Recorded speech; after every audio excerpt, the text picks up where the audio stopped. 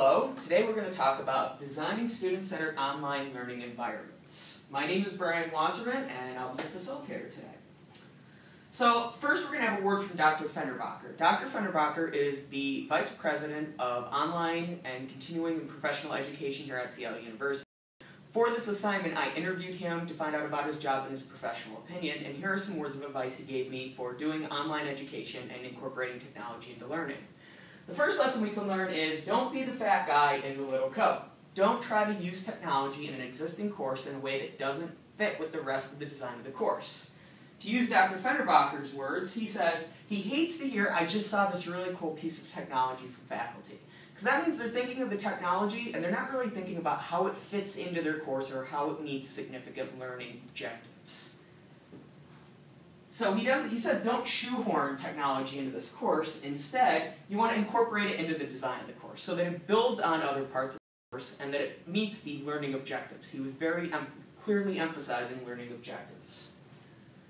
So, in order to do that, you need to create a learner-centered environment instead of a teacher-centered environment. A teacher-centered environment is one where the power is primarily with the teacher is the source of knowledge, and there's low student autonomy because the teacher's in control. Pretty much, you do it my way.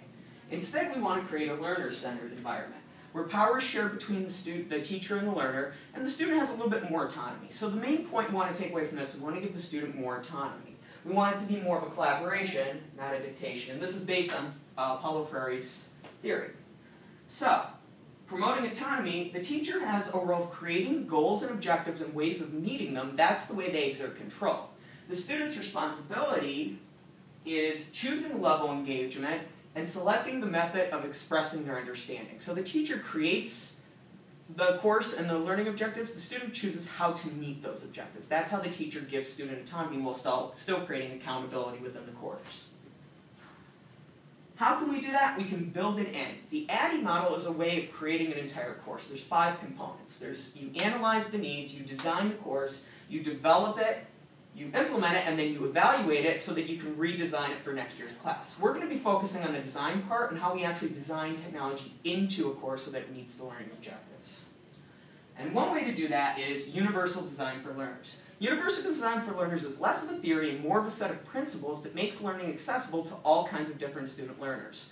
The reality is in online education, we're not going to know what the preferred learning style is for most of our students, how they learn best, what they need. So what we do is we incorporate multiple means of representing the information, allowing them to engage with that material, and then expressing back to the teacher or the instructor that they understand the material. Without knowing what the students actually need, we incorporate multiple means of doing that. By doing that, we create autonomy. How can technology help us? Multiple ways. Representation, we can do videos, we can do audio, we can use music, we can do PowerPoints, Prezi, we can have readings and PDFs. We can represent or give the material to the students in multiple ways. Then we want them to engage with it in different ways. And how can we have them engage? We can have them do online discussion boards. We can have them video conference with each other. We could do blogs. We could even do simulations and games where they play a game with each other in the online environment and they engage with the material by playing a game with one another. Then we ultimately want them to express to us that they understand the material that we presented to them. So we can have them do videos, we can have them create wiki pages, they could do websites, they could do online portfolios. A lot of professional degrees have people doing that nowadays. They can do a Google Doc, they can post something on Pinterest, something on Facebook, multiple ways for them to show us that they know what they've learned. So, some takeaways. It's the teacher's goal to create the accountability and the structure for the learning. And it's also the teacher's responsibility to promote student autonomy by utilizing UDL to offer multiple means for representing the information, expressing it, and allowing students to engage with it.